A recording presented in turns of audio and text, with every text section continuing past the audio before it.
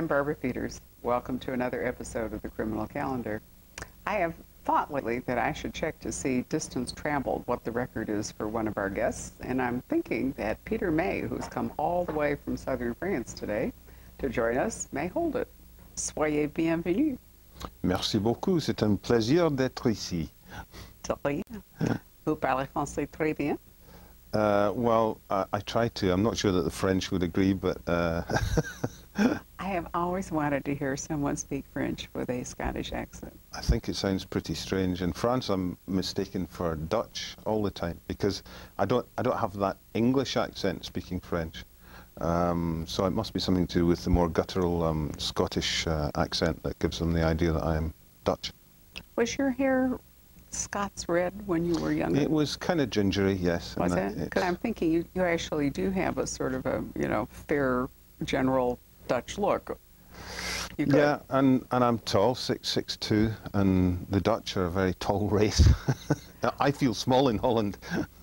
I've always remembered years ago when we were in high school, my sister and I both studied French, and she had a French teacher who was like from Mississippi or Alabama or something, and she learned to speak French with this deeply Southern American accent. Oh, really? So one day she came home and she said, il pleut beaucoup, which of course just wiped us all out. This is French for it's raining heavily, but in Southern.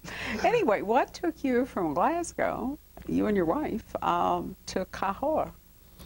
Well, we've been I'd been going to France for nearly 30 years on holiday. When I was younger, I used to go there camping, and one year I discovered a campsite in a little town called Saint-Céré, which is just north of Cahors, in the Lot in southwest France, and fell in love with it, went back every year. My daughter kind of grew up spending her summer holidays there. It was a great, safe environment, and eventually I bought a house there about 20 years ago, just a small holiday house. And then about 10 years ago I upgraded to something a bit bigger, and finally the lure of the weather dragged me away from wet old Scotland. Well, I can say, because I've spent a lot of time in Scotland, that volatile is probably the word that best describes Scottish weather. Well, I don't know. I spent the last 10 years in Scotland in the West Highlands in Argyll, and it never changed. It rained for 10 years. Okay, we won't say volatile then. But no, I can understand the lure of France, but then, additionally there's the lure of like wine and food. Oh, the cuisine is substantially better than, a diet of haggis. And the whiskey, believe it or not, is cheaper in France because there's less tax on it. Is that right? It's true, yeah. What an outrage. Well, it's great for me. I'm happy. I can see that you would be, yeah. A couple of things I should mention for our viewers. When you say holiday, we say vacation. Vacation, yes. Right, just to clear up that confusion. And the other thing, which of course you can't actually see, is that I'm always tripped up when I'm editing books because Americans spell whiskey W-H-I-S-K-E-Y. E-Y, which is actually the Irish spelling. Oh, is it? The Irish spell it with an E, the Scots just with the K-Y. Right, but it's a dead giveaway if somebody is, faking, for example, putting a book in Scotland, if they spell whiskey with an EY. With an EY, because in Scots it's definitely KY. Yeah.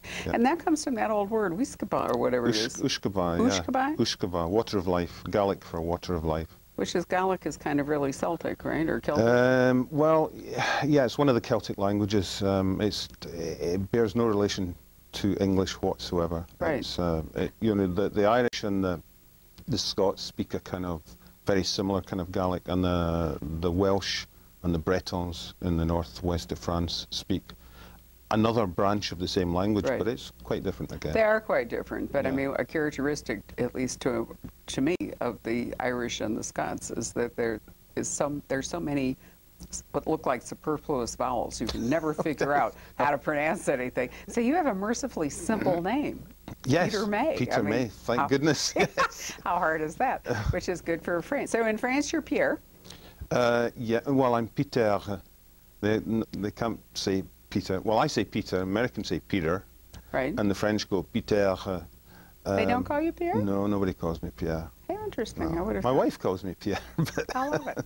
Well, there you are in France. And interestingly enough, your series that first came to my attention, the first book, The Firemaker, you are in China, and you were writing about a Beijing police detective, Li Yan, and a Chicago, she's a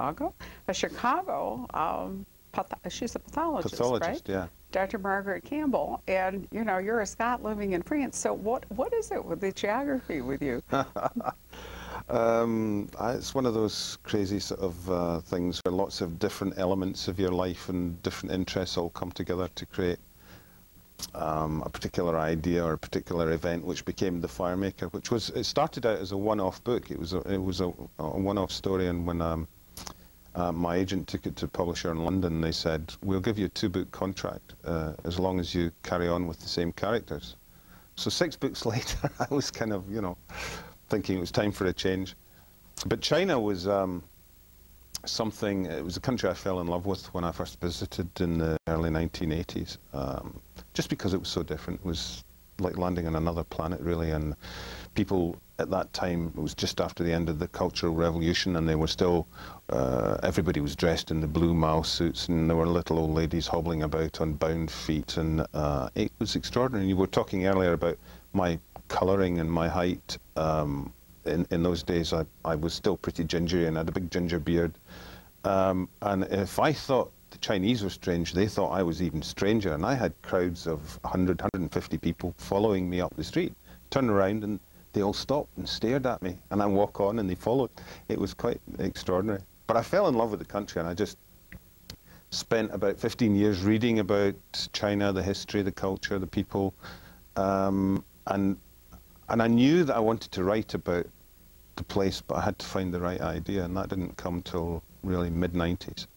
Well, we're going to come back to that, because I'm sure you have some wonderful research. Notice I'm pronouncing this in the British style, because Americans say research. Research, okay. Yeah, on the other side of the pond, as we say, it's research. I want you to know, I've dressed in my only padded jacket so that I could have sort of a slightly authentic Chinese look here. Very nice it is, too. Thank you. I bought it in Ireland, actually, in Kildare Abbey, but still, it's, you know, I mean, it's no longer the case. In fact, my husband and I were there in 1997, which was quite a lot later than you, and I expected that kind of you know, Mao jacket, padded jacket sort of look and all, and it was all really a Walmart modern look. Yes. You know, I mean, it was really people wearing polyester, and you know, I was so surprised by it. A lot of, and I'm sure now, 10 years on, is dramatically different. We were there in Hong Kong just a few months before the end of the handover, and we went to Macau, which I believe now has been also handed back to China from Portugal. From the Portuguese, yeah. So it was an odd time, because it was no longer British,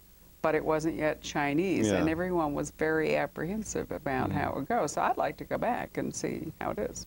But anyway, let's turn our attention to the book you're writing, believe it or not, set in southern France, near Cahors, with a Scottish biologist who has ended up at university. I've even got that idiom right. At university teaching in southern France. So where did he come from? He's well, this guy is Scottish. He's called Enzo MacLeod.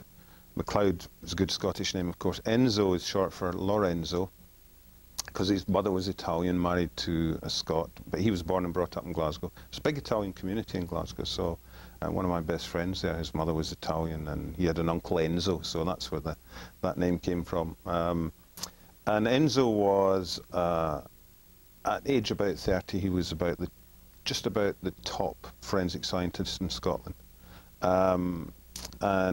But he was married and he had a young daughter. The relationship with his wife was a bit shaky. He met a young biologist at a conference in France, fell in love with her, and left his wife and went to set up home with his French lover in southwest France.